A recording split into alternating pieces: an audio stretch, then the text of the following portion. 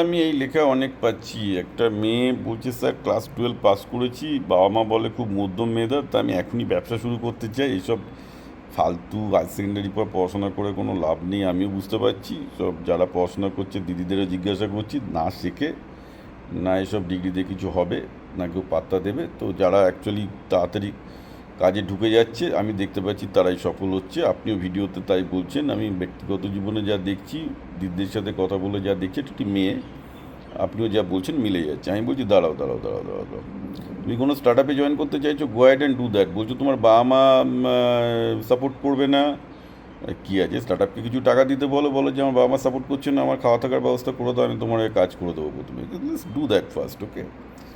কারণ দেখো, বাবা মা পশ্চিমবঙ্গে ভীত। পশ্চিমবঙ্গে লাস্ট 50 বছরের ব্যবসায়িক কোনো পরিবেশ ছিল না। আমি তো বাবা মাকেও দোষ দিতে পারি না, কারণ পশ্চিমবঙ্গে যেরকমভাবে একটা ইকোসিস্টেম চলেছিল, টোটালি অ্যান্টি বিজনেস ইকোসিস্টেম। এখানে প্রথমে ছিল সিপিএম, যারা C2 দিয়ে ব্যবসা বন্ধ করেছিল, তারপরে এলো তৃণমূল, যারা তোলাবাজি করে ব্যবসা বন্ধ করতো। তো পশ্চিমবঙ্গে সঙ্গত কারণে লোকে ব্যবসা, বাবা মা ব্যবসার নাম শুনলেই ভয় পায়। তো বলে তো লাভ নেই, situation was very very bad by Trinamool and CPM, অস্বীকার করে কোনো লাভ নেই। ইকোসিস্টেমই গড়ে ওঠেনি। এটা তো গুজরাট হলে তো বাবারা চাই যে ছেলে পেলে ব্যবসা করুক।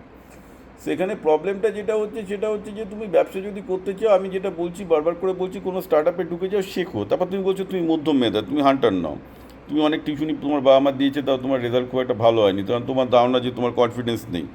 কিচ্ছু হবে না। একবার যখন তুমি ফিল্ডে নেমে যাবে, ধাক্কা খাবে, বারবার করে ব্যর্থ হবে। ব্যর্থ হওয়াটা জরুরি দরকার। বারবার করে ব্যর্থ হবে, বারবার গালাগাল খাবে, চিন্তা করতে শিখবে। See you need a different friend of mind, মানে ডিফারেন্ট ফ্রেমস অফ মাইন্ড।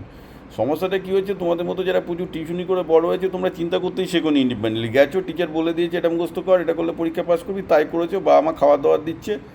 নিজেকে বেঁচে থাকতে গেলে যে ইন্ডিপেন্ডেন্ট সিদ্ধান্তগুলো নিতে হয়, যে ক্রিটিক্যাল প্রবলেম ফেস করতে হয় লাইফে, সেগুলো ছোটোবেলা থেকে অধিকাংশ বাঙালি বাচ্চারই তৈরি হয়নি, and it's a disaster for Bengali kids.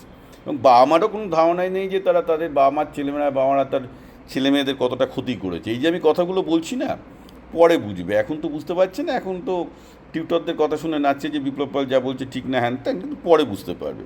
আর টিউটররা তো নিজেরাও তো, পশ্চিমবঙ্গে যারা টিউশনি, প্রাইভেট টিউশনি পড়াচ্ছে, তারা কারা? তারা সব ব্যর্থ লোকজন। আমি আবার খুব ওপেনলি বলছি, যারা জীবনে কিছু পায়নি তারা কি এখন পশ্চিমবঙ্গে, কারণ তো সরকারি টিচাররা তো প্রাইভেট টিউশন পড়াচ্ছে না। যারা সরকারি শিক্ষকতা পায়নি, এই পায়নি, এই পায়নি, তারা প্রাইভেট টিউটর পড়াচ্ছে। মানে সবচেয়ে ফেইল্ড লাইফে যারা আগে, তারা এইসব করে বেড়াচ্ছে।